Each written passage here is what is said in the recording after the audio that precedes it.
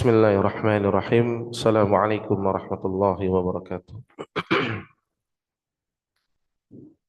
Innal hamdalillah nahmaduhu wa nasta'inu wa nastaghfiruh wa na'udzu billahi min sururi anfusina wa min sayyiati a'malina. Man yahdihillahu fala mudilla lahu wa man yudlil fala hadiya lahu. Wa asyhadu an la ilaha illallah wahdahu la syarika lahu wa asyhadu anna Muhammadan abduhu wa rasuluhu la nabiyya ba'da. قال الله تعالى في كتابه الكريم أعوذ بالله من الشيطان الرجيم يا أيها الذين آمنوا اتقوا الله حق تقاته ولا تموتن إلا وأنتم مسلمون وقال تعالى يا أيها الناس اتقوا ربكم الذي خلقكم من نفس واحدة وخلق منها زوجها وبث منهما رجالا كثيرا ونساء واتقوا الله الذي تساءلون به والأرحام إن الله كان عليكم رقيبا وقال تعالى يا أيها الذين آمنوا اتقوا الله وقولوا قولا سديدا يصلح لكم أعمالكم ويغفر لكم ذنوبكم ومن يطع الله ورسوله فقد فاز فوزا عظيما أما بعد فإن أصدق الحديث كتاب الله وخير الهدى هدى محمد صلى الله عليه وسلم وشر الأمور محدثاتها وكل محدثات بدعة وكل بدعة ضلالة وكل ضلالة في النار. Jemaah sekalian yang saya muliakan karena Allah, alhamdulillah segala puji bagi Rabbul Alamin. Itulah merupakan kalimat yang paling pantas untuk kita sampaikan di awal dari perjumpaan kita ini. Karena Allah Tabaraka wa Ta'ala yang telah menolong kita, memberikan kepada kita kemudahan, yakni melangkahnya kaki kita dari rumah-rumah kita menuju salah satu rumah Allah yang begitu dimuliakan, yang begitu penuh dengan kebaikan. Karena satu langkah yang engkau melangkahkan menuju masjid, demi Allah itu akan menggugurkan dosa-dosamu dan mengangkat derajatmu. Dan demi Allah berjalannya seorang mukmin menuju masjid tidaklah menghasilkan kecuali Allah bangunkan sebuah istana di surga. Ya. Sekalinya dia berjalan maka diberikan istana di surga. Maka ini merupakan kenikmatan yang sangat besar. Terlebih kita duduknya kembali ditambah oleh Allah Tabaraka wa Ta'ala setelah melaksanakan salat subuh berjamaah, salat yang disaksikan para malaikat-malaikat Allah. Lalu Allah Tabaraka wa Ta'ala perkenankan kita duduk di majelis zikir, di majelis ilmu yang berisikan qala Allah wa qala Rasul. Maka ini merupakan kenikmatan yang sangat besar. Dan kita bisa berjumpa dengan teman-teman kita, berjumpa dengan kerabat kita, ya di masjid ini. Alhamdulillah. Ini kenikmatan yang sangat besar wahai saudaraku, demi Allah. Bisa jadi kita tidak berjumpa lagi dan ini perjumpaan terakhir kita. Ya. Maka ini nikmat, ya. Sebagian orang menganggap biasa perjumpaannya dengan sahabatnya, dengan koleganya, padahal itu nikmat yang Allah berikan, ya. Nikmat yang sangat besar, ya. Betapa banyak seseorang yang di pagi harinya bertemu dan ternyata di sore harinya dia mendapatkan kabar kalau saudaranya telah meninggal dunia, ya. Maka ini nikmat yang sangat besar. Semoga Allah Tabaraka wa Ta'ala kumpulkan kita kembali di surganya, ya, ini di surga Firdaus, ya. Salawat dan salam tentunya tidak lupa kita haturkan kepada qudwah kita, baginda Rasulullah sallallahu alaihi wasallam, dan juga kepada seluruh para sahabatnya tanpa terkecuali, ya. Dan juga kepada seluruh umatnya yang senantiasa meniti dan membela sunnah beliau sallallahu alaihi wasallam. Baik, kita akan membahas sebuah tema yang tema ini sangat penting, ya, karena kita semua diuji dengan apa yang akan kita bahas, ya. Kita pernah mendengar, bahkan sering mendengar ada orang mengatakan UUD. Apa UUD, Pak? Ujung-ujungnya duit, ya. Ujung-ujungnya duit, ya. Apa-apa yang terjadi pada hari ini, bahkan kalau kita tarik benang merahnya, ternyata UUD. Ya. Ada orang, ya, hari ini kemarin, ya, negeri kita difitnah dengan demonstrasi yang sangat besar, ya, sampai terjadilah banyak kerusakan, ya, yang kerusakannya diperkirakan hampir 1 triliun dan harus diperbaiki, ya, membutuhkan waktu sampai dengan 1 tahun ke depan, ya. Ala kulihal, kalau ditanya gara-gara apa, UU UUD, ujung-ujungnya duit, ya. Seorang bapak, ya, sampai harus berpisah dengan anaknya, bertengkar setelah usut demi usut, ternyata UUD. Seorang sahabat dengan sahabatnya, ternyata ketika bermasalah dicek demi dicek, ternyata UUD juga.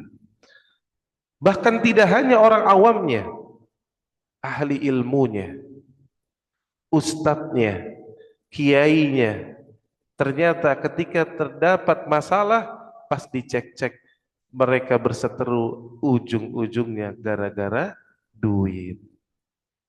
Ya. Maka ini masalah yang jelas ada di hadapan kita, fitnah yang sangat besar. Bahkan Allah abadikan di dalam Al-Quran kisah tentang perang Uhud. Di dalam perang Uhud, antum ingat kenapa kaum muslimin akhirnya mendapatkan kekalahan sampai ada 70 syuhada? Apa yang membuat kekalahan kaum muslimin yang awalnya menjatuhkan kaum muslimin? Gara-gara pasukan pemanah turun. Gara-gara lihat apa, Pak? Goni, gonimah. Ujung-ujungnya duit, Pak. Jadi sahabat Nabi Shallallahu Alaihi Wasallam pun pernah terfitnah dengan yang namanya duit, yang namanya harta, Pak. Yang akhirnya, ya, terjadilah kerusakan, terjadilah kekalahan pada perang Uhud. Allahu Akbar. Maka ini merupakan fitnah yang besar, ya. Maka kita tengok hadis riwayat At-Tirmidzi, ya. Kata Nabi sallallahu alaihi wasallam, "Inna likulli ummatin fitnah." Kata Nabi SAW, sesungguhnya setiap umat itu ada fitnahnya. Ya, maka di sini Nabi telah menjelaskan, ya, dengan betul-betul gamblang, sesungguhnya, sampai Nabi mengatakan inna likulli ummati fitnah. Sesungguhnya setiap umat itu ada fitnahnya. Jadi nggak ada, Pak, yang nggak ada fitnah. Semua ada fitnahnya. Wa fitnatu ummati al-mal. Lalu Nabi menutup sabdanya dengan mengatakan, dan fitnah umatku ini, artinya fitnah yang paling besar, al-mal, harta. Duit. Itu, Pak. Yang mengucapkan ini Nabi sallallahu alaihi wasallam, wa ma yantiqul 'anil hawa in huwa illa wahyu yuha.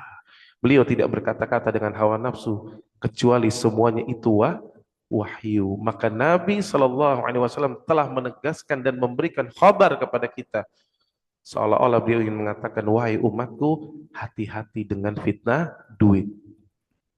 Hati-hati dengan fitnah harta. Bahkan Nabi SAW pun mengkhabarkan, nanti di akhir zaman kalian akan seperti hidangan di tengah-tengah makanan. Seperti hidangan, Pak, di tengah-tengah meja, Pak. Lalu orang-orang kafir itu mencabik-cabik kalian dari berbagai arah. Ya. Apa penyebabnya ternyata? Karena terkena hubud dunia. Dan hubud dunia itu yang paling besar, yang paling sering seseorang terjatuh kepadanya gara-gara duit. Allahu Akbar.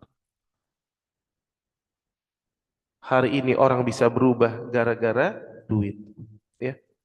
Maka kaidah yang pertama yang harus kita pahami, Nabi SAW telah mengkhabarkan bahwa fitnah terbesar umat ini adalah harta, adalah uang. Maka hendaknya kita berhati-hati, ya. Yang kedua, Nabi SAW bersabda dalam hadis Bukhari di dalam sahihnya. Kata Nabi SAW, ya, ta'isha abdud dinar.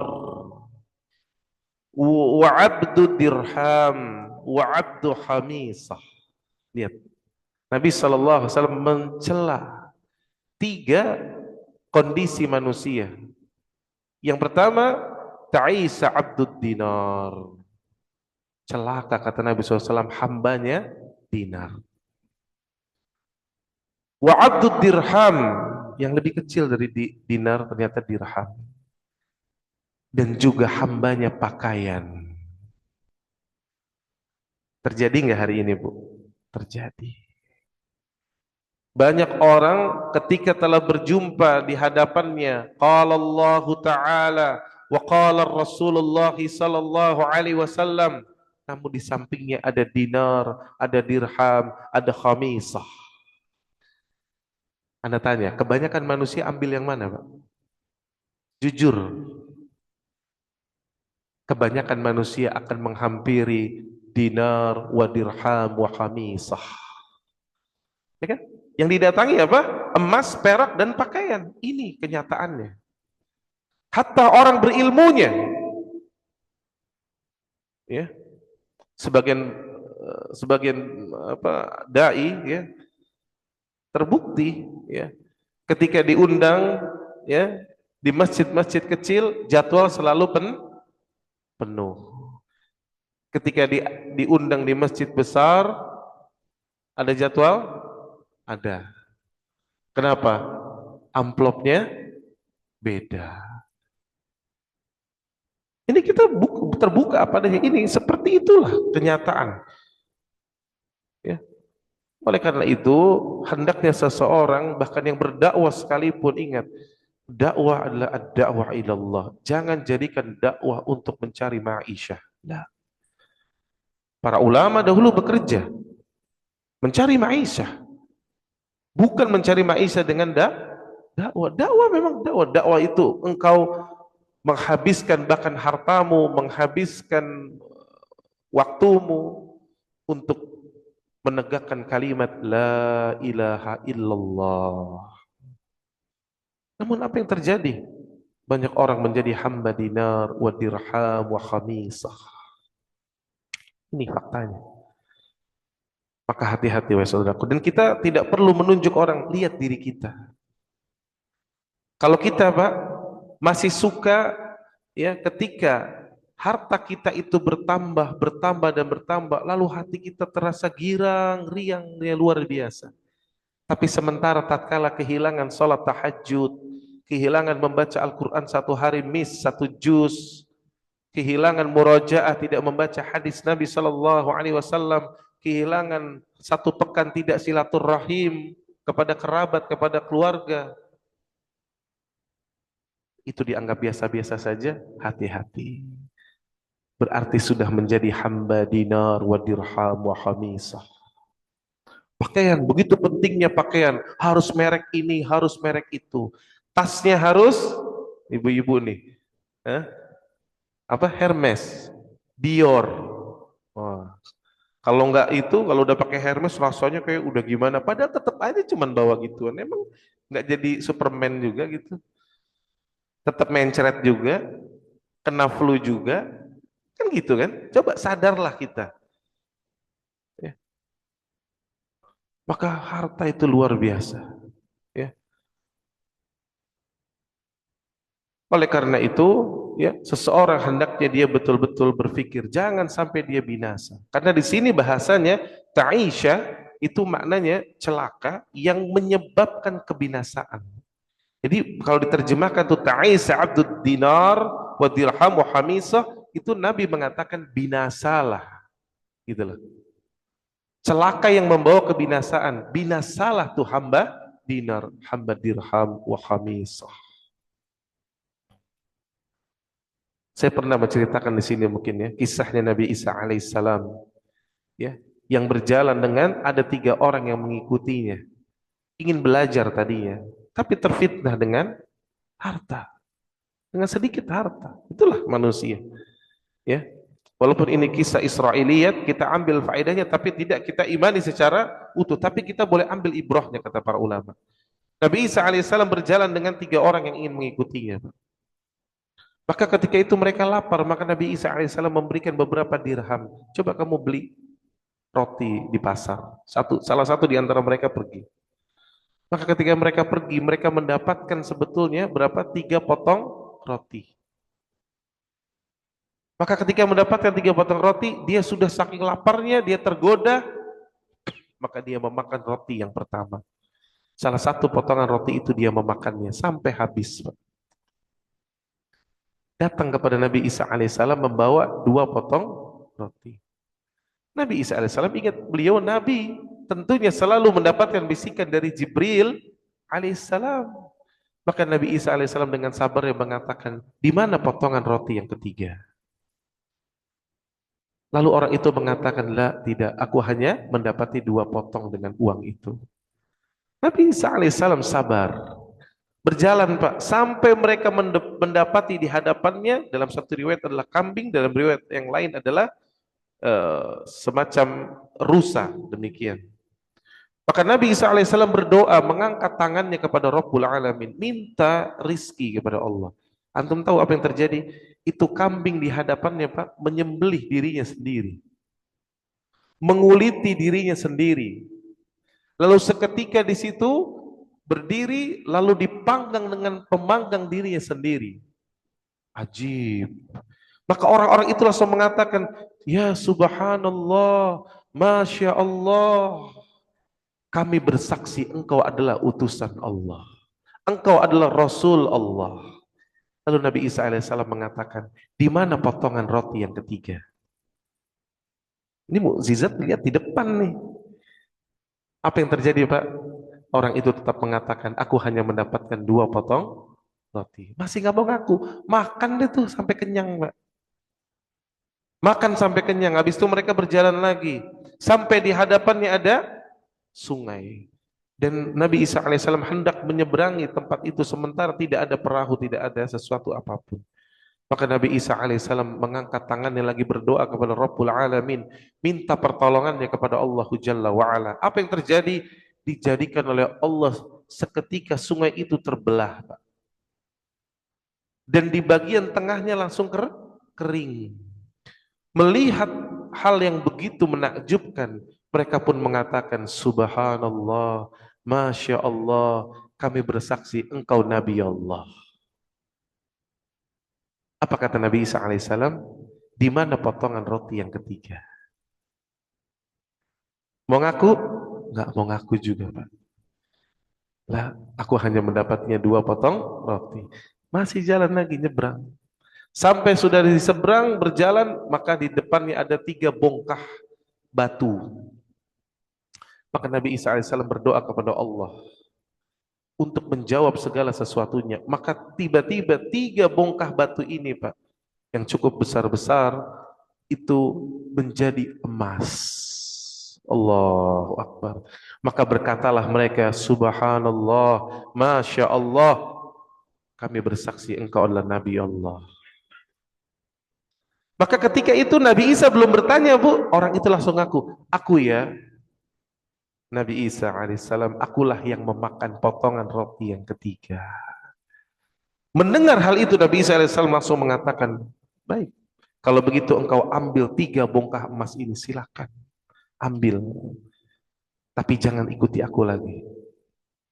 Lihat, jangan ikuti aku lagi. Maka ketika dia mendapatkan itu Bu, terbukti dia lebih memilihnya dan menyenangi hatinya. Lihat manusia, waduh, harta emas 3 bongkah, udah menghayal tuh kan, beli apa nih? Beli Mercy gitu ya. Kalau orang sekarang, wah beli apa? Beli rumah nih di Pondok Kelapa yang paling gede nih. Kan gitu. Habis ini jalan-jalan ke Ayon, borong semua tuh, kan gitu. Banyak nih emas nih. 1 bongkah aja nggak habis nih. 7 turunan, apalagi 3 bongkah. Banyak sekali. Ketika dia sedang menghayal, Allah takdirkan. Nabi Isa udah jalan dengan tinggal sisa 2 orang yang mengikutinya. Datang perompak, ada 3 orang perompak melewatinya dengan bernaik kuda melihat, wah ada orang membawa 3 bongkah emas sedang merapikannya. Seketika disergap, dibunuh, habis, matilah. Apa kata perompak ini yang bertiga? Kita harus rayakan hari besar kita ini. Kita merampok selama ini nggak pernah dapat kayak begini nih. Ini pencapaian yang luar biasa, achievementnya luar luar biasa. Kalian satu orang pergi beli makanan, kita pesta, kasih fulus. Maka sebagian pergi cari makanan, yang dua menunggu. Maka tatkala yang satu pergi berpikir di dalam perjalanan, Pak. Wah, kalau saya bisa kuasai 3 bongkah itu lebih baik tentunya. Maka dia berpikir, saya kasih racun aja di dalam makanan tersebut. Maka dia beli makanan sambil dia letakkan racun di dalam makanan tersebut. Dan kedua teman yang menunggu mengatakan, nanti makanan datang kita pesta, si fulan pas datang kita sergapnya langsung kita bunuh. Kita bagi dua, jadi 1,5, 1,5. Nah ini akhirnya ketika datang, disergaplah itu temannya, matilah temannya. Setelah itu mereka pesta, mereka makan makanan yang sudah ada racunnya. Maka akhirnya matilah di situ. Maka di situ ada 3 bongkah emas dan ada 4 jasad manusia yang fasik, yang zalim, yang kufur kepada Allah Jalla wa'ala. Maka setelah beberapa saat Nabi Isa alaihissalam mengajak orang itu kembali untuk melewati jalan itu. Maka bertemulah dengan 3 bongkah emas dan 4 jasad manusia. Apa kata Nabi Isa alaihissalam? Hadhihi dunia. Inilah dunia. Ini dunia nih. Yang kalian kejar-kejar. Ternyata emas itu tetap berada di situ dan kalian binasa. Tidakkah kalian mengambil pelajaran? Begitulah fitnah harta, fitnah duit yang begitu membuat manusia hari ini. Lihat orang-orang yang korupsi, nggak kapok-kapok. Habis korupsi, habis itu nanti kena masalah, nyogok sini supaya hukuman lebih ringan. Masuk penjara pengen dapat fasilitas, nyogok lagi. Habis duitnya juga habis. Tapi begitulah, manusia tidak mengambil pelajaran. Ya. Maka fitnah harta ini luar biasa. Sampai Nabi mengatakan, ta'isa abdu dinar. Celaka, binasa tuh hambanya dinar. Maka kita jadilah hamba Allah. Jangan menjadi hamba di dinar. Ayat terpanjang Pak di dalam Al-Quran. Dalam surah Al-Baqarah. Ayat keberapa paling panjang? 282. Bicara tentang apa Pak? Pinjam meminjam. Apa yang dipinjam di situ kebanyakan? Duit. UUD. Ketika perintah salat, Allah hanya mengatakan aqimis salat. Tegakkan salat. Tapi ketika masalah uang pinjam meminjam, Allah turun tangan, Pak. Kasih tahu, ayat terpanjang. Kemudian yang menjelaskan tentang waris, An-Nisa ayat 11, 12, 13.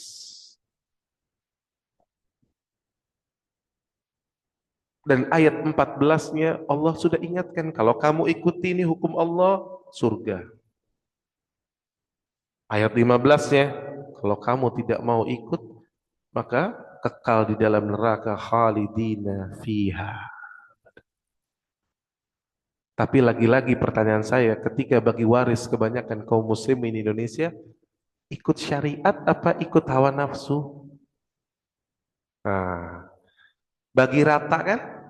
Nah, kan pakai perasaan, kasihan loh si fulan.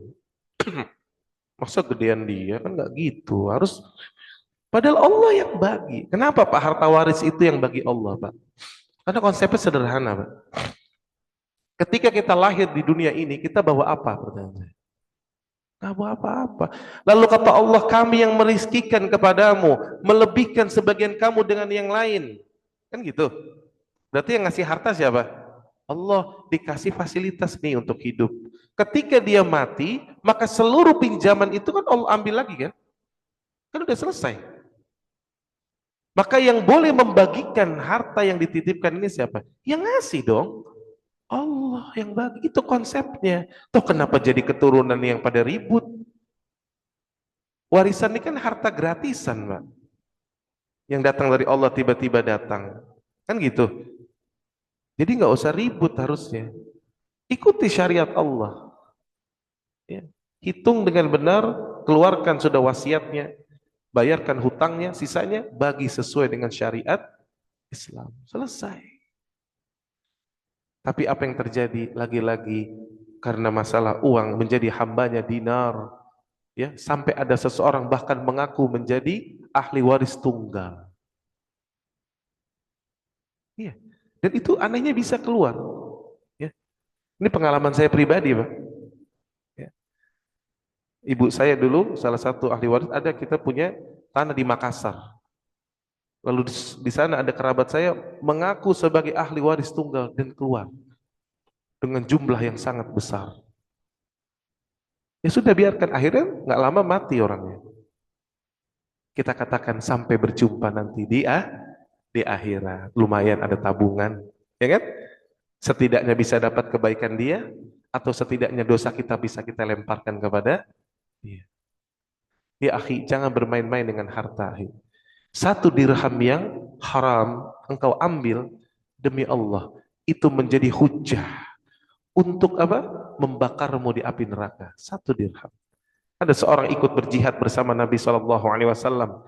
Lalu ketika mati, kata Nabi, hiya finnar. Kenapa kelakuannya, Bu? Hanya mengambil tali sepatu dari ghanimah yang belum sempat dibagikan, lalu dia mengambilnya. Ikut jihad loh bersama Nabi loh. Gara-gara satu tali sepatu, ternyata harus masuk dulu ke dalam neraka. Maka ya akhi, kalau antum pernah mengambil harta manusia dengan jalan tanpa hak, kembalikan sebelum ajal itu datang. Jangan coba-coba. Demi Allah, Allah Maha tahu, Allah tahu apa yang kita hianati. Ya. Jangan menganggap nggak ketahuan, nggak kelihatan. Nah, Allah Maha tahu. Ya. Maka kembalikan apa yang bukan menjadi hak kita. Ya. Lihat wahai saudaraku, Allah Tabaraka wa Ta'ala memberikan kabar kepada kita dalam surah Al-Anfal, surat 8. Silakan dibuka. Ayat ke-28. Kata Allah, wa'lamu. Lihat di awalnya Allah katakan wa'lamu, artinya ilmuilah, ketahuilah, ya. Annama amwalukum wa auladukum fitnah. Lihat, kata Allah Jalla wa Ala, sesungguhnya harta, yang pertama duit, ya, harta, dan anak-anak kalian itu fitnah, ujian, ya. Jadi sebelum anak-anak, justru yang diawalkan adalah harta, hati-hati.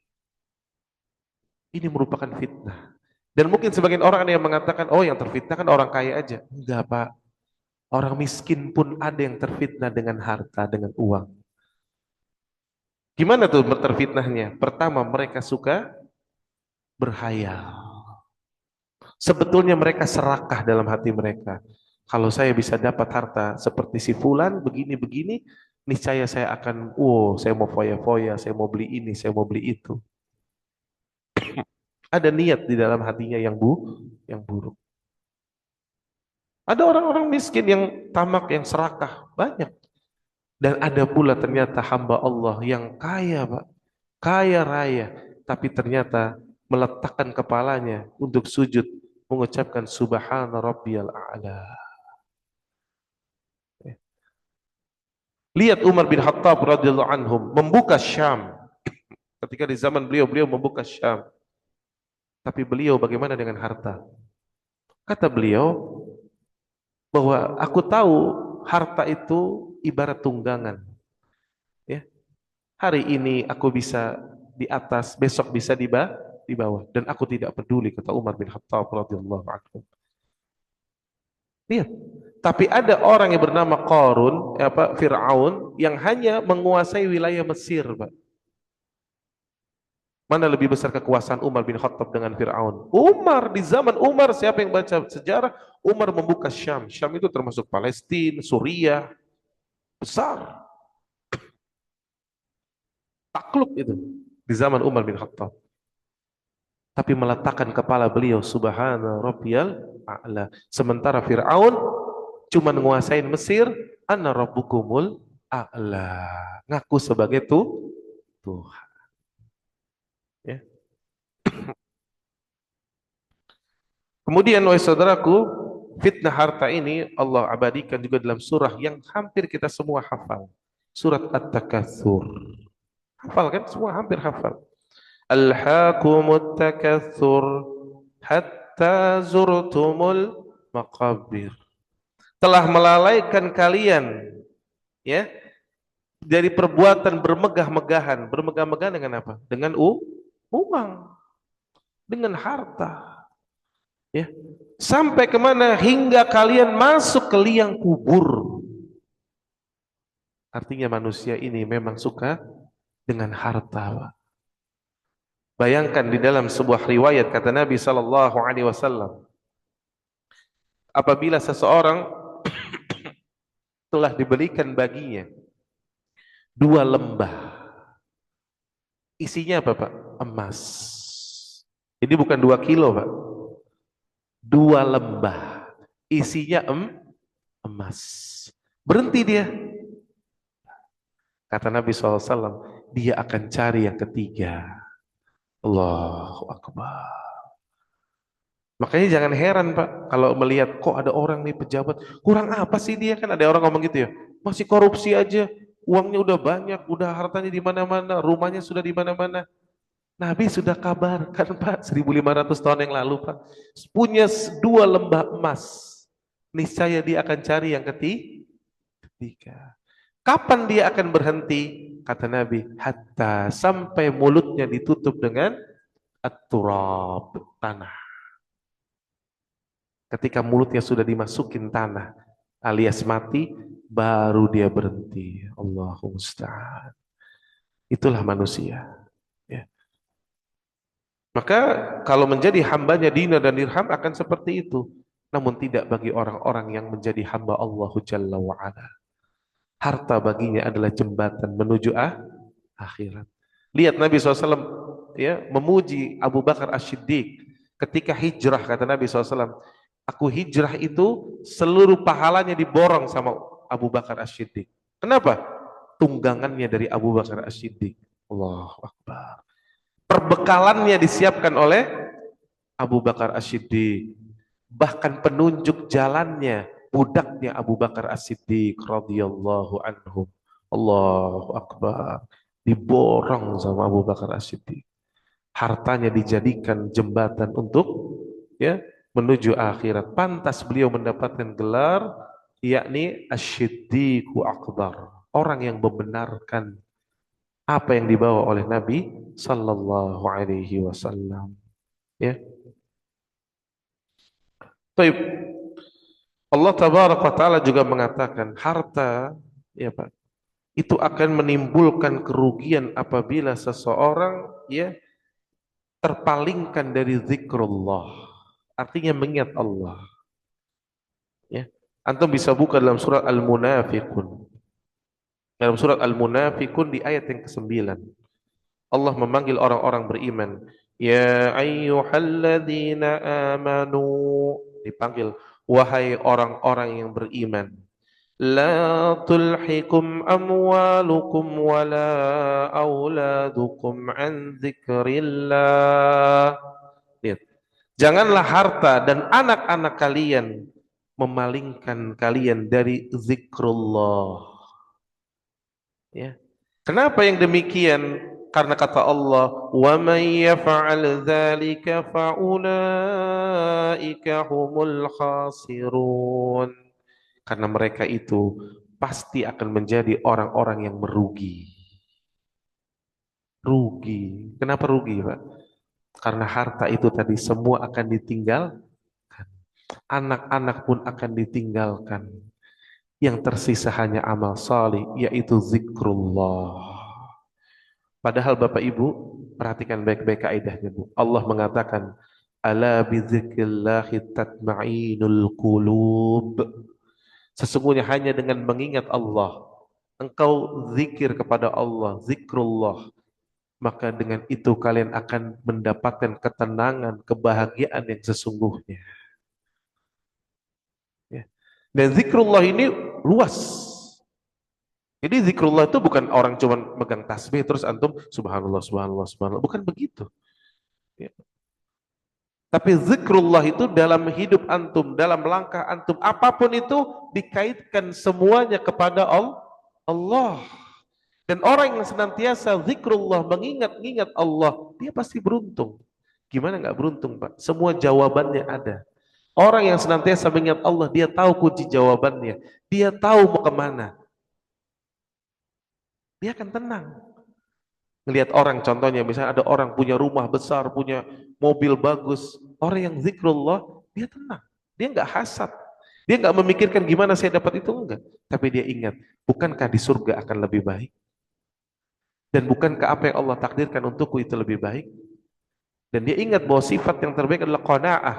Ya Allah, aku ridho kepadamu. Maka dia ridho dengan apa yang Allah berikan kepadanya, itu yang terbaik. Lihat, nikmat bu hidup seperti itu. Dengan zikrullah, kita akan tenang.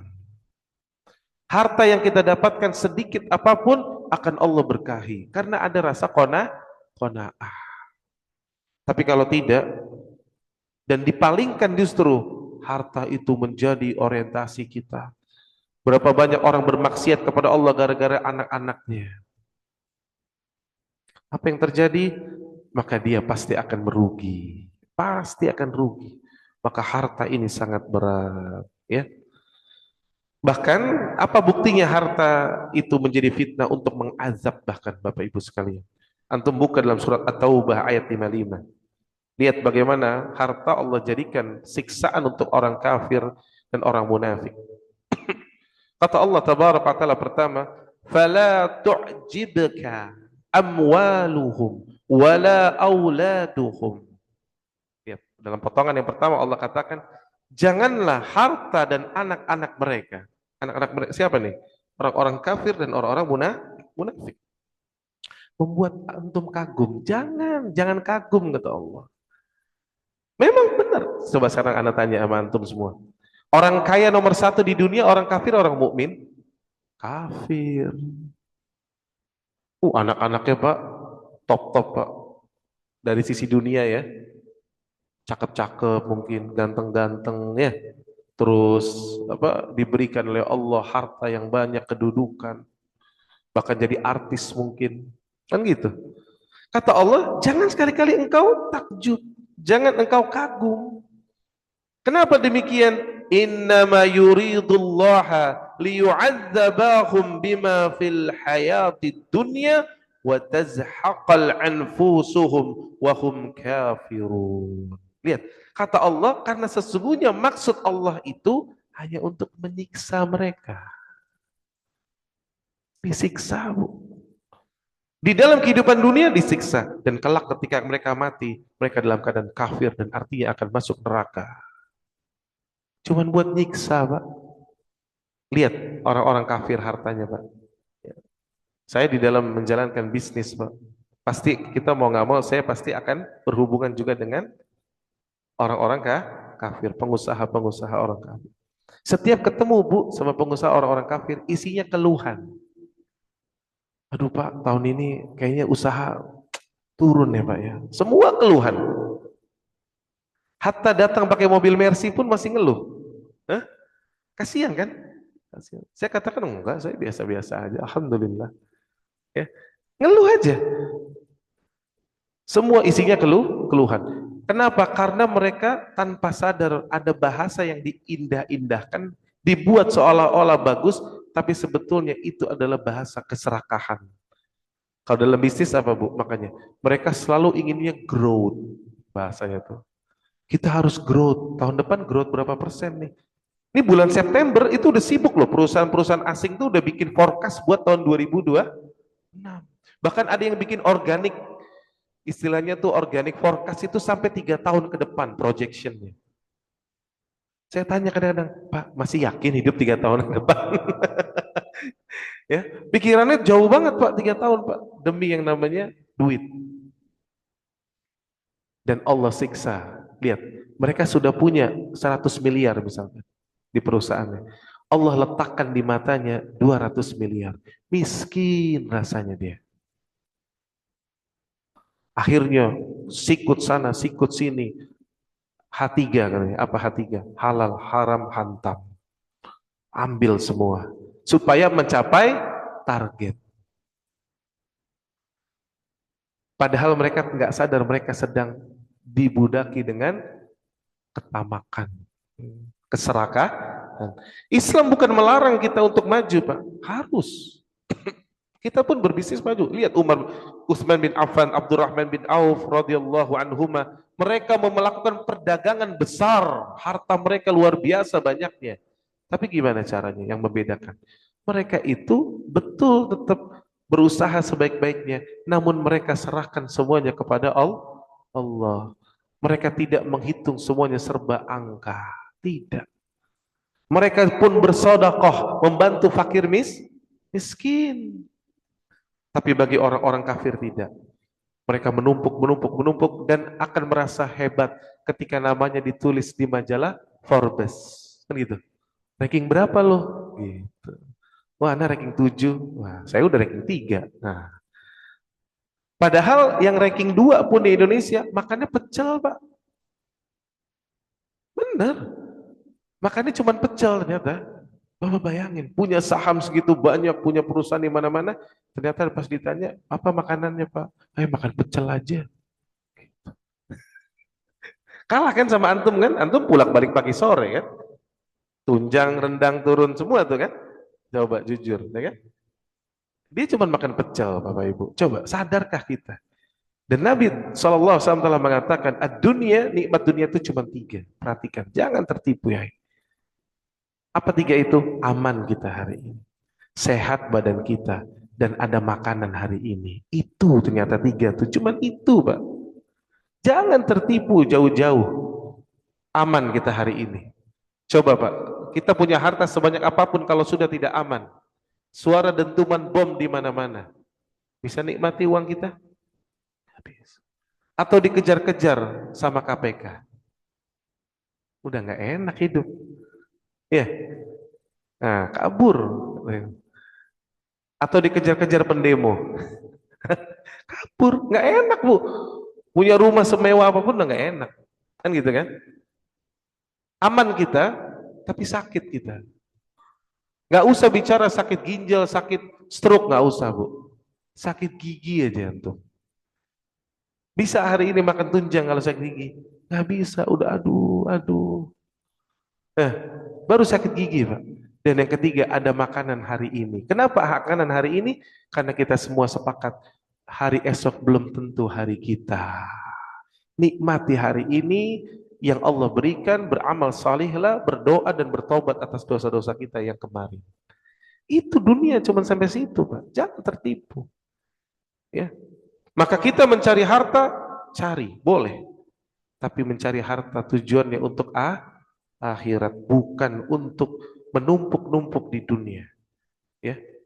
Dan hari ini saya katakan banyak orang terkena sindrom angka ya. Ya kan? Makanya saya males tuh kayak orang-orang aktifin internet banking katanya. Ustaz pengen, enggak saya sih manual Pusing ngapain antum lihat internet. Orang internet banking apa Bu? Hobinya ngeliatin angka. Kalau angkanya nambah senyum-senyum dia. Nambah nih. Gitu katanya. Kalau angkanya kurang bingung nih. Padahal duitnya nggak dipegang juga sama dia, nggak dipakai enggak, cuman lihat doang. Itu senengnya luar biasa ngeliat angka. Ya, kena sindrom angka, Pak. Kasihan, Pak. Ya. Kasihan. Jadi abdud dinar wa abdud dirham, ya. Baik. Kemudian yang harus kita pahami, ya, ada sebuah pertanyaan bagus sekali, Pak. Ya, di Madinah ketika sedang ada majelis ya dari Syekh Abdul Razak ya hafizallahu taala. Beliau salah satu ya guru besar di Universitas Islam Madinah dan beliau juga mengisi ya senantiasa mengisi kajian rutin di Masjid Nabawi. Maka tatkala itu setelah selesai kajian ada seorang jamaah mendatangi dan minta doa sama beliau. Ya Syekh doakan saya. Ya, doakan apa? Doakan agar rezeki saya, harta saya lebih banyak ya Syekh. Dia minta doa biasa. Kita suka orang-orang awam tuh suka minta amalan, Pak. Bener. Saya aja kalau pulang kajian malam tuh kadang-kadang lapar kan beli nasi goreng, Pak. Ya. Ntar tukang nasi gorengnya ngelihat saya mungkin, oh langsung manggilnya Habib, Bib, gitu. Waduh Habib, ini bukan Habib nih. Bib, minta amalan dong Bib, biar nasi gorengnya laku. Saya bilang amalannya banyak istighfar ya Pak. Ya, udah sholat belum? Nah, Minta amalan tapi nggak sholat isya, gimana antum? Ya, sholat itu, jaga sholat. Maka begitu pula Syekh Abdul Razak diminta, ya Syekh doakan saya agar harta saya bertambah. Apa kata Syekh? Pak? Kata Syekh Abdul Razak hafizallahu taala, ya akhi, wahai saudaraku, demi Allah katanya. Apa yang ada di tanganmu hari ini itu sudah akan cukup merepotkanmu pada hari kiamat kelak. Sehingga engkau sulit untuk apa? Menggeser kedua kakimu nanti di hadapan Allah. Lalu engkau minta ditambah lagi. Allahu Akbar. Makanya lihat Nabi Shallallahu Alaihi Wasallam diajarkan oleh Allah dalam Al-Quran apa yang diminta. Rabbi zidni ilma. Minta tambahan ilmu. Padahal Nabi butuh nggak kalau seandainya Nabi minta tambahan harta? Butuh juga. Tapi Nabi nggak minta tambahan harta karena Nabi tahu harta akan tetap datang nanti. Ya. Namun beliau minta ditambahkan ilmu. Ini bahayanya Bapak Ibu sekalian. Sebagian orang selalu merasa kurang-kurang minta tambah. Padahal apa yang di tangannya hari ini itu sudah mencukupi dia. Dan sungguh kata Syekh Abdul Razak tadi sudah akan merepotkan engkau di hadapan Allah. Ingat Pak, kata beliau, ketika engkau memiliki harta akan ada dua pertanyaan besar. Pertanyaan yang pertama, dari mana engkau memperolehnya? Dan ternyata pertanyaan ini sudah banyak orang-orang yang masuk berguguran, masuk neraka. Dengan satu pertanyaan ini.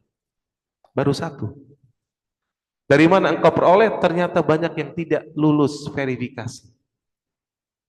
Nah ini nyolong, ini maling di sini, ini korupsi ini nggak amanah di sini.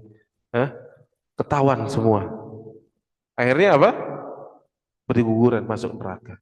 Kalau engkau selamat, kata Syekh, engkau selamat dari pertanyaan yang pertama, bukankah ada pertanyaan yang kedua? Kemana engkau belanjakan? Nah, ibu-ibu nih belanja kemana nih? Nah, ini masalah. Ya.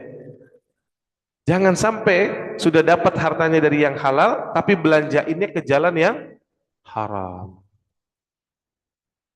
Ah enggak, ini cuma sedikit kok. Ah ini kan cuman ini aja kok, nggak apa-apa lah.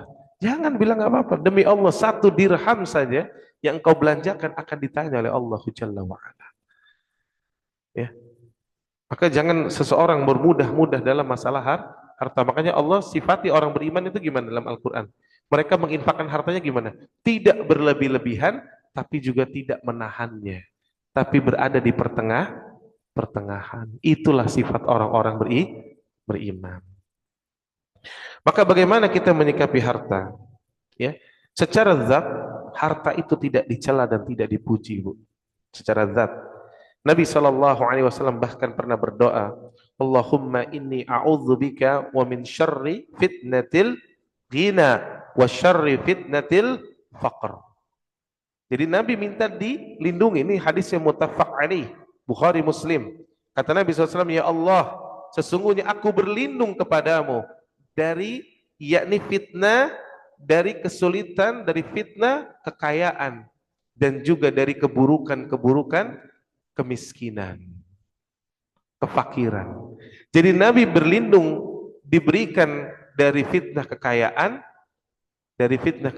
dan juga dari kemiskinan. Menandakan harta hukum asalnya tidak dipuji dan tidak dicela. Hartanya nggak dipuji, nggak dicela. Tetapi bagaimana kita menggunakannya? Maka harta itu ujian. Ya, harta itu ujian. Kata Allah Tabaraka wa Taala, "Kullu nafsin dha'iqatul maut." Setiap jiwa itu akan merasakan kematian. Wa nabluukum bisyarri wal khair fitnah wa ilaihina turja'un. Ya, dan kami berikan kepada kamu kebaikan atau keburukan, ya, kebahagiaan atau kesusahan kadang-kadang, dan itu semua dengan salah satunya dengan harta, dan semua kalian akan dikembalikan kepada Allah Jalla wa'ala. Maka kita hendaknya menempatkan harta ini sebagai ujian, bukan tempat kita untuk berbangga-bangga dengan harta, tidak, ya. Makanya Umar bin Khattab radhiyallahu anhum tadi mengatakan, ya, Al-ghina, kata beliau, kekayaan, ya, wal faqr, dan kemiskinan adalah dua tunggangan, kata beliau. Lihat bahasa beliau apa? Kekayaan dan kemiskinan adalah dua tunggangan yang pasti akan engkau kenakan di dunia ini. Ya, terkadang kaya, terkadang miskin. Atau ada orang hanya diberikan tunggangan kaya dari lahir, ya. Dan ada orang yang hanya dapat tunggangan kemiskinan. Tapi yang jelas kata beliau, dua ini adalah tunggangan manusia yang ada di permukaan bumi. Ya. Namun kata beliau, kemiskinan dan kekayaan hanyalah ujian dari Allah Subhanahu wa taala, ya. Makanya ketika Umar bin Khattab menawarkan kepada Nabi SAW bantuan agar diberikan tempat rumah yang layak, maka langsung Umar dipanggil oleh Nabi SAW, ya Ibnul Khattab, wahai anaknya Khattab, apakah telah datang keraguanmu atas agama ini? Lihat, ketika Umar pada saat itu, ya, padahal bermaksud baik ingin merenovasi rumah Nabi Sallallahu Alaihi Wasallam, memberikan yang lebih layak. Karena kata Umar, raja-raja Romawi dan Persia itu kufur ya Rasulullah. Sementara engkau ini Rasulullah Sallallahu Alaihi Wasallam, engkau lebih berhak. Izinkan maksudnya kami memberikan tempat yang layak. Lalu Nabi langsung mengatakan, ya Ibnul Khattab. Lihat, orang Arab bu, kalau ingin menegaskan karena ada rasa yang tidak suka, dia tidak memanggil namanya, dia panggil nama bapaknya. Ya Ibnul Khattab, wahai anaknya Khattab, apa telah datang keraguan agama ini atasmu? Apa kamu nggak ridho mereka itu mendapati sedikit di dunia, sementara kita nanti di akhirat? Apa urusanku dengan dunia? Lihat, Nabi SAW karena berada di puncak keimanan dan telah melihat surga dan neraka. Maka harta itu cuma sebentar. Seperti tadi Nabi Isa alaihissalam lewat, kata Nabi Isa alaihissalam gimana sama orang yang mengikutnya? Ada dunia. Ini dunia cuma begini nih. Jangan tertipu ya saudaraku. Dan kita pun telah melihat kan, hari ini orang-orang yang hari ini diangkat, besok jadi apa bu? Ya, ketika kita lewat kubur, saya katakan sering-seringlah ziarah kubur, khususnya bapak-bapak. Maka lihat di kubur itu Pak, itu ada orang-orang yang dulunya lebih kaya dari kita, lebih tinggi ke jabatannya dari kita mungkin. Dan mereka telah berakhir dengan lubang dua kali satu. Hilang semua, selesai. Dan manusia ingat kita tuh berapa lama sih Pak? Lewat sepekan, dua pekan, 1 bulan, 2 bulan, manusia hidup lagi berjalan seperti apa adanya, dan kita pun telah dilupakan oleh banyak manusia. Maka hendaknya seseorang menjadi hamba Allah Tabaraka wa Ta'ala. Baik. Kemudian para ulama menjelaskan kemuliaan kita bukan dengan harta, tapi dengan ketakwaan. Inna akramakum indallahi atqakum. Maka jangan sekali-kali sebagai orang beriman meletakkan harta sebagai indikator seseorang diberikan kemuliaan. Jangan. Kemuliaan orang beriman itu dengan ketakwaan. Maka jangan sekali-kali melihat. Karena sebagian orang ada yang mengaitkan bu. Kalau ada orang kaya gini, oh iya dia soalnya rajin sholat duhanya. Tahajudnya rajin, makanya tuh rumahnya gede. Nggak ngaruh bu. Yang ada keberkahan iya, tapi jangan melihat dari banyaknya. Kalau begitu Nabi SAW kurang apa? Sholat malamnya 1 rakaatnya pernah, kata Hudzaifah ibn Yaman, beliau sholat bersama Nabi di bulan Ramadan, rakaat pertama Al-Baqarah, lanjut An-Nisa, lanjut Ali Imran. Itu rakaat pertama bu. Tapi rumahnya untuk sujud saja, Nabi di rumah ibunda Aisyah radhiyallahu anha harus menekuk kaki ibunda kita untuk bisa sujud. Kecil rumahnya bu, ya. Bahkan kata Ummul Mukminin pernah 3 bulan berturut-turut kami nggak nyala kompornya. Kami hanya makan beberapa butir kurma dan air. Bahkan diceritakan pernah Nabi SAW, Aisyah radhiyallahu anha mengatakan ada orang miskin datang ke rumah kami ngetuk. Dan kebiasaan Nabi dan istrinya tidak pernah menolak orang yang minta bantuan.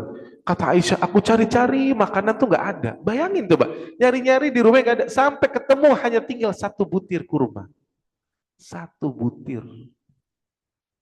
Lalu dengan 1 butir itu aku infakkan kepada orang miskin yang meminta-minta itu.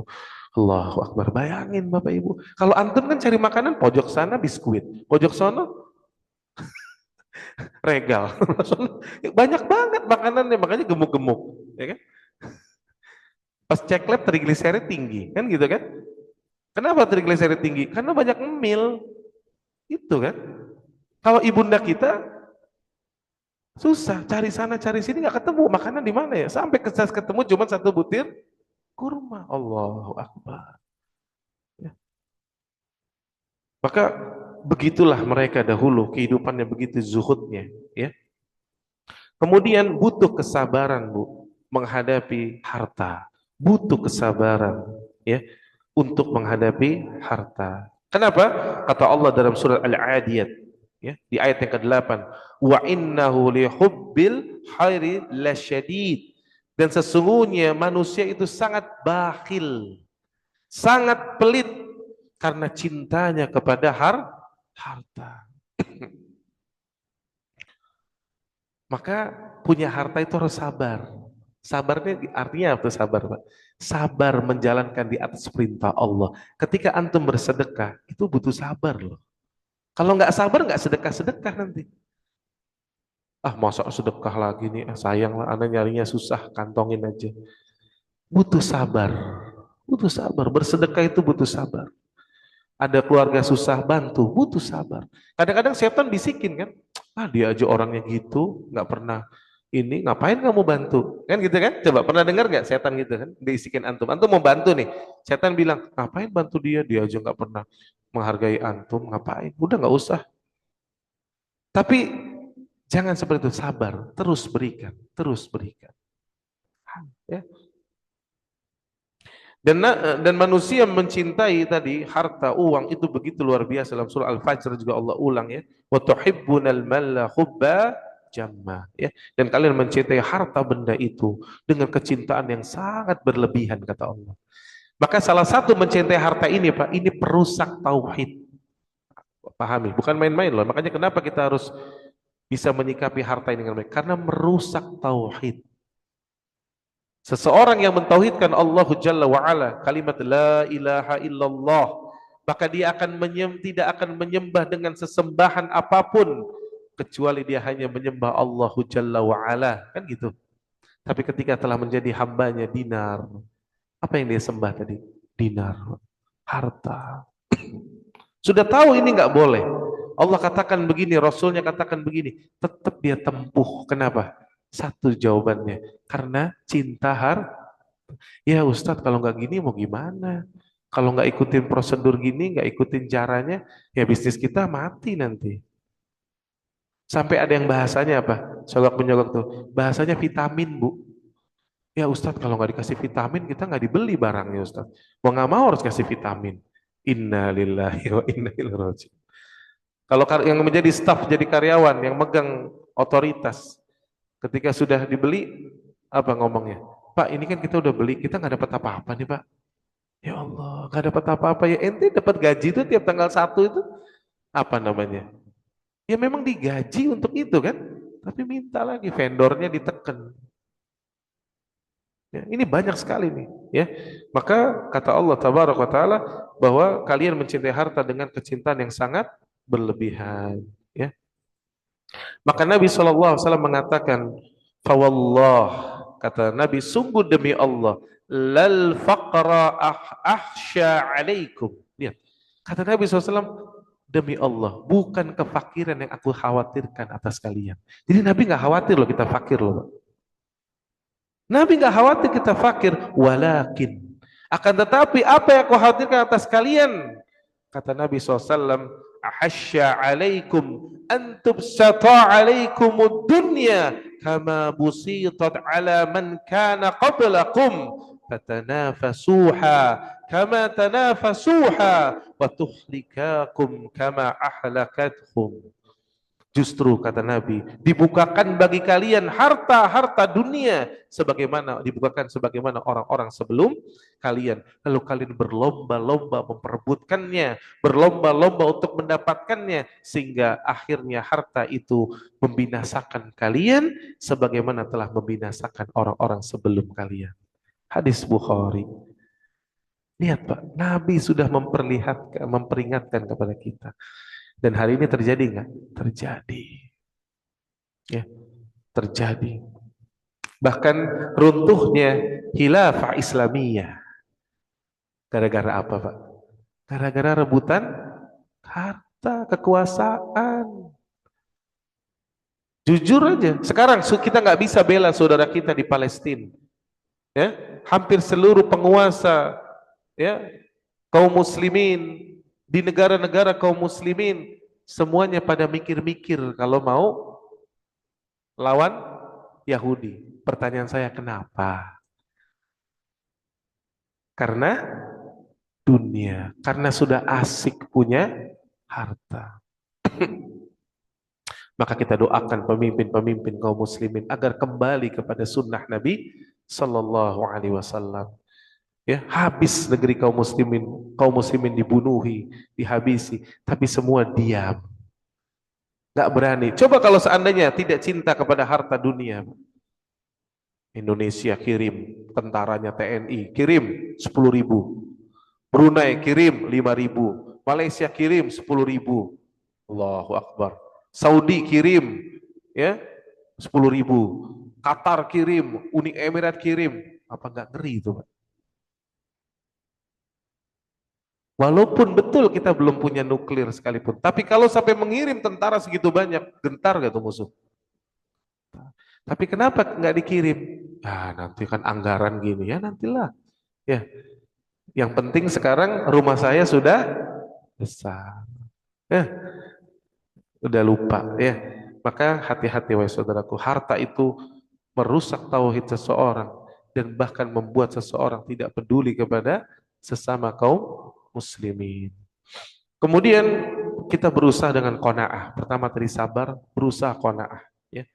Karena kata Nabi Shallallahu Alaihi Wasallam, ya, tadi yang kita jelaskan di awal, lau kana libnil Adam, kata Nabi sekiranya anak Adam ini, ya, memiliki harta, yakni harta 2 bukit emas, niscaya dia akan mencari yang ketiga sampai kapan? Sampai mulutnya ditutup dengan, yakni at-turab, dengan tanah. Ya, maka kita ya berusaha untuk yakni qanaah dengan apa yang Allah berikan kepada kita. Ya, dan harta seseorang merupakan titipan Allah, bukan milik kita secara mutlak. Karena Allah Subhanahu wa taala telah berfirman, "Wa ma bikum min ni'mati faminallah." Dan apa saja nikmat yang Allah berikan kepada kamu, maka itu datangnya dari Allah. Allah, ingat Pak, harta itu dari Allah. Maka hendaknya digunakan di jalan Allah. Ini kaedahnya, jawab fitnah harta itu dengan demikian. Bersabar, qanaah, dan yakin bahwa itu semua dari Allah Jalla wa'ala. Ya. Maka ucapkanlah, ya, kata para ulama, ketika hartamu telah menguasaimu, banyak orang-orang yang jatuh kepada fitnah harta, ucapkan inna lillahi wa inna ilaihi rajiun. Itu adalah merupakan yakni musibah, musibah bagi seorang mukmin. Maka dia bertobat kepada Allah dan dia kembalilah kepada jalan sunnah Rasulullah sallallahu alaihi wasallam. Baik, rasanya tidak mungkin Anda bacakan semua keterangan para ulama, ya, karena masih banyak sekali, ya. Insya Allah mungkin di lain kesempatan kita bisa menjelaskan, ya. Mudah-mudahan bermanfaat. Mudah-mudahan kita bisa menjadi hamba Allah Jalla wa'ala dan tidak menjadi hamba dinar wa dirham wa hamisah. Ya. Taib, ada pertanyaan? Mungkin, ya, silakan Pak. Ya. Ya.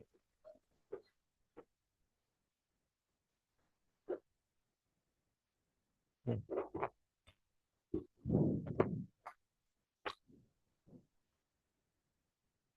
Ya, taib. Yang pertama, fitnah dalam bahasa Arab, arti fitnah salah satunya artinya ujian. Ya, maka fitnah kubur artinya ujian di alam kubur. Dan fitnah kubur itu hakun, hadisnya sahih. Ya, hadisnya sahih. Ya, dan fitnah kubur ini akan mengenai setiap orang kecuali ada yang kecuali. Siapa yang tidak terkena fitnah kubur? Orang yang mati syahid. Ini keutamaan orang yang mati syahid. Syahid di sini bukan pahala syahidnya, tapi mati syahid karena perang memang. Kata Nabi SAW, cukuplah kilatan-kilatan pedang itu menjadi fitnah bagi orang yang mati syahid. Karena antum bayangkan zaman dulu tuh perangnya benar-benar perang loh Pak. Ya, ini bertemu antara dua musuh, ya dua pasukan bertemu. Maka pada saat itu di depan itu dia dari kuda-kuda dan bagian belakangnya itu langsung bertemu antara pedang dengan pedang, kilatan dan kilatan. Sebagian orang tiba-tiba sudah putus tangannya, kakinya, ada yang terbunuh, ada yang tertusuk sekian kali dan seterusnya. Para sahabat lihat bagaimana kuatnya iman mereka. Ada yang sebagian tangannya sudah ngempleh, Pak. Serak. Maka dia susah ngempleh, diinjak sama dia kakinya, pakai kakinya dia duduk diinjak tangannya yang ngempleh, diputusin sekalian namanya. Maju lagi ke depan. Itu diuji tuh. Orang yang berjihad itu pahalanya besar. Maka ketika dia telah mendapatkan fitnah itu, ujian itu ketika perang, maka dia dihindarkan dari fitnah kubur. Maka sudah tidak ada lagi ujian di kubur. Apa itu ujian di kubur? Yakni malaikat-malaikat Allah yang datang menanyakan tentang 3 perkara. Tentang Allah, tentang agamanya dan nabinya. Ya. Maka ditanya, ya, man rabbuk wa madinuk wa manabiyuk, ditanya. Dan pertanyaan itu butuh jawaban, dan jawabannya bukan dengan hafalan. Tapi selama hidupnya dia kenal Allah, dia tunaikan hak Allah.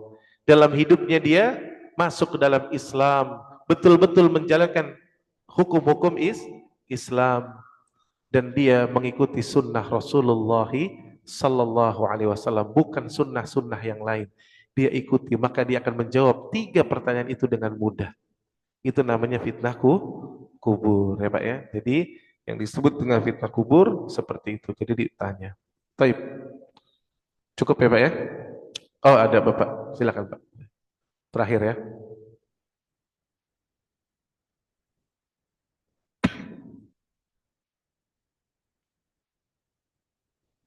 Ya. Memberikan hutang emas 100 gram. Sudah 3 tahun belum dibayar. Oh, oke, taib. Apakah orang ini tetap membayarkan zakatnya? Tadi berapa pinjaman emasnya Pak? 100 gram, taib ya, bagus. Ya, maka ada pertanyaan, ya, seseorang ya dipinjami emas oleh saudaranya senilai 100 gram emas. Dan telah dipinjam ternyata sampai 3 tahun lamanya belum dibayar. Apakah dia tetap terkena zakatnya? Pertama, yang harus dikritisi dalam pertanyaan ini yang pertama, ketika memberikan pinjaman, apakah ditulis perjanjian? Ada perjanjiannya nggak Pak? Nah, wallahu alam ya Pak ya. Maka ketika seseorang meminjamkan, maka hendaknya dia tulis uktub. Tadi surah apa? Al-Baqarah ayat 282. Maka ketika ada orang, Bapak Ibu, kita mau melakukan pinjam-meminjam kepada sesama muslim, lalu kita menulisnya, Bapak tahu, itu dapat pahala, Pak. Dapat pahala karena menjalankan perintah Allah, surat Al-Baqarah ayat 282. Sebagian orang, udahlah sama temen, sudahlah sama saudara, gitu aja pakai ditulis, gitu ya. Maka ini nggak benar. Tulis uktub. Lalu ada saksi. Lalu berapa lama dia akan pinjam, kapan bayarnya, semua tertulis. Harus jelas. Nah, siapa yang tidak melakukan ini, maka dia telah melanggar dari syariat Allah. Apa yang terjadi? Datanglah kezaliman. Yang harusnya dibayarkan dalam tempo misalkan 2 bulan, 3 bulan, atau mungkin 1 tahun. Ternyata yang terjadi apa? 3 tahun nggak dibayar, bayar. Yang salah dari kedua belah pihak juga. Ya, maka harus ditulis, Bapak Ibu.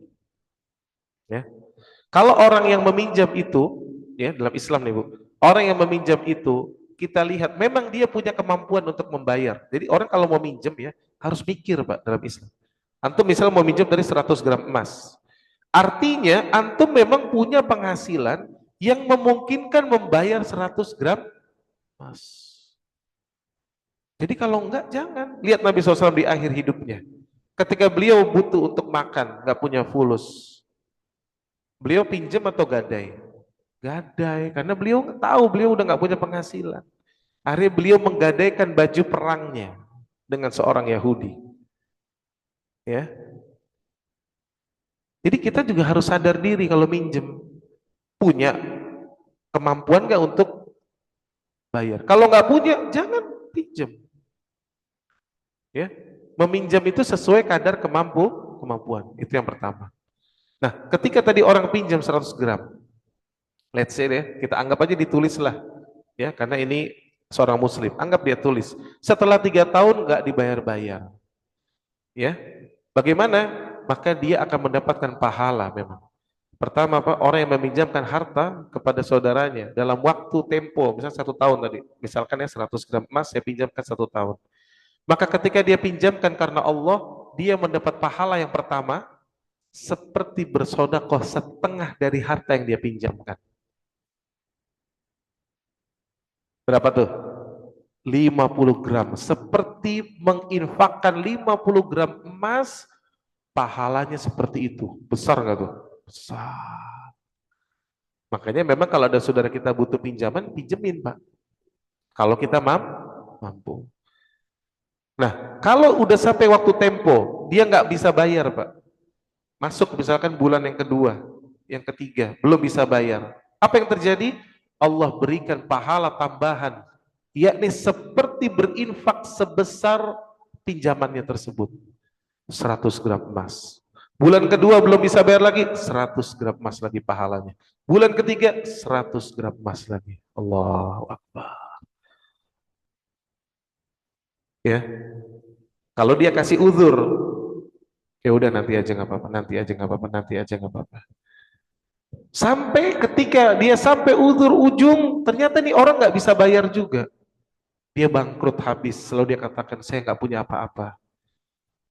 Lalu karena ini saudaranya memang orang salih, betul-betul dia bukan yang nggak mau bayar, dia sebetulnya awalnya sudah bisa bayar tapi ditipu atau apalah misalkan. Maka dia katakan, orang ini mengatakan, ya udah kalau gitu saya ikhlaskan sajalah. Maka kata Nabi SAW, nanti di hari kiamat kelak Pak, ada hamba-hamba Allah yang dulunya mengikhlaskan hutangnya kepada saudaranya, maka dipanggil sama Allah tabaraka wa taala, ya abdi wahai hambaku, bukankah engkau dulu menghilangkan kesulitan hambaku, engkau membebaskan hutang si fulan wa allan? Betul ya Rabb. Kata Allah, hari ini aku lebih berhak untuk menghilangkan seluruh kesulitanmu dan membebaskanmu dari apapun. Allahu Akbar. Langsung dimasukkan ke surga. Makanya dalam hidup nih Pak, kalau bisa saya sarankan Pak, amalkan satu amalan ini. Pernah membebaskan hutang saudara kita. Lakukan. Ya, tentunya sesuai kemampuan kita. Kalau pernah ada, lakukan. Jangan selalu terlalu strict. Ketika melihat saudara kita ini sudah berusaha, sudah ini, bebaskan saja. Dia memang sudah nggak punya, bebaskan. Ya. Nah, ada pun tadi pertanyaan, apakah tetap bayar zakat? Jawabannya tetap. Hutang tetaplah harta kita, maka tetap dihitung sebagai harta kita, maka ada zakatnya kalau sudah masuk nisab, karena nisab kita adalah 85 gram emas dan itu 100 gram berarti kena nih nisab dan masuk haul. Kalau sudah 1 tahun kena lagi, 1 tahun depannya kena lagi, 1 tahun depannya kena. Tetap bayar zakat. Sampai kapan? Kecuali sampai dia membebaskan hutang. Ketika dia bebaskan hutangnya, berarti bukan lagi harta di dia. Maka pada saat itu sudah tidak ada zakatnya. Tapi selama belum dibayarkan, maka masuk tetap hutang, itu bagian dari zakat. Makanya kalau kita juga punya usaha Pak di perusahaan, ya, harta kita yang termasuk piutang itu dihitung. Modal kita, barang-barang kita yang akan kita jual itu tetap dihitung sebagai harta yang ada zakatnya di situ. Ya, yang nggak kena zakat apa? Gedungnya enggak, ya, mobil operasional enggak, perhiasan ibu-ibu contohnya, perhiasan yang dipakai tidak kena zakat. Kan ada ibu-ibu misalkan saya suka pakai gelang Ustadz, gelang saya sekilo, ya nggak apa-apa. Silakan kalau dipakai ya nggak kena zakat. Tapi kalau niatnya untuk disimpan sebagai investasi, maka lebih dari 85 atau 85 gram emas, 1 tahun kena zakat. Ibu ya, jangan sampai nggak bayar zakat Ibu ya. Ingat Bu, itu bahayanya luar biasa ya. Bayar zakat itulah salah satu hak dari harta kita, bayar zakatnya ya. Dan itu adalah sodakoh yang wajib dalam surat At-Taubah ayat ke-60 ya. Jadi sodakoh itu ada sodakoh wajib ada sodakoh sunnah. Yang wajib ini nggak boleh Pak ditinggalkan, yaitu zakat ya. Dan zakat itu zakat harta. Di zaman kita ini rata-rata kita zakat harta. Udah yang bertani kan jarang, yang ini jarang, ini zakat harta. Termasuk perniagaan masuk ke zakat harta. Tapi tidak ada zakat profesi. Ini saya luruskan ya. Zakat profesi tidak ada ya. Karena di zaman Nabi juga sudah ada profesi ya. Tapi nggak ada zakat profesi, zakat harta. Dan gaji jangan langsung mengatakan gaji orang gede, Bu. Tergantung beban hidupnya ya. Ada orang gaji 30 juta. Gede nggak Pak? Gede. Ya, tapi istri 3, anak 30 atau anak 10. Jangan-jangan dia bisa dapat zakat, Pak. Karena dia kurang. Jadi jangan melihat, lihat. Jadi Islam itu adil. Inputnya berapa, outputnya berapa. Nah, kalau dia masuk masih ada lebih hartanya, maka dia dihitung masuk nisab dan 1 tahun nggak turun loh. Bayangin, Islam tuh coba adilnya. 1 tahun nggak turun, baru kena zakat. Kalau dia turun, misalkan ibu punya harta 100 gram emas, tiba-tiba di bulan ke-9 ya, bulan 9 itu bulan apa? Bulan Ramadan. Di bulan 9 ternyata banyak pengeluaran, harus merogoh tabungan sehingga emas ibu tinggal 50 gram. Kena zakat? Enggak. Ya Bu ya. Jadi memang sampai 85 gram emas. Lihat Allah Maha adilnya kan. Nah, jadi jangan lihat gaji orang Ibu ya. Dia mah gajinya enak 50 juta sebulan. Iya, tapi istrinya 3, saya bilang tadi, anaknya 15. Nggak cukup Bu. Ya. Nah, ibu-ibu bilang siapa suruh istrinya 3. Bu, bukan masalah siapa suruh Bu.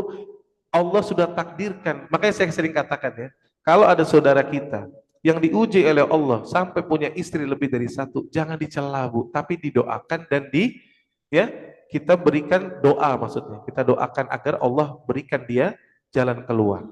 Kasihan, karena dia juga, kalau orang sekarang suruh pilih Bu, suruh pilih punya masalah apa nggak punya masalah, ya nggak punya masalah lah kan gitu. Tapi kalau Allah sudah tentukan si fulan gini, si fulan gini, mau gimana? Ya, maka kita nggak bisa melihat orang cuma dari gajinya, Pak, tapi pengeluarannya berapa, ya Pak ya. Jadi jangan hanya melihat, karena sama kayak pengusaha, dia enak tuh punya toko material besar gini-gini. Karyawannya aja di 30.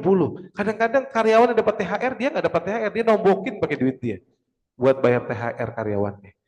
Ya, jadi melihat sesuatu itu harus betul-betul adil, meletakkan pada tempatnya. Baik, saya rasa cukup. Subhanallah wa bihamdika asyhadu an la ilaha illa anta astaghfiruka wa atubu ilaik. Assalamualaikum warahmatullahi wabarakatuh. Waalaikumsalam warahmatullahi wabarakatuh. Aku aja kagak habis. Sampai 3.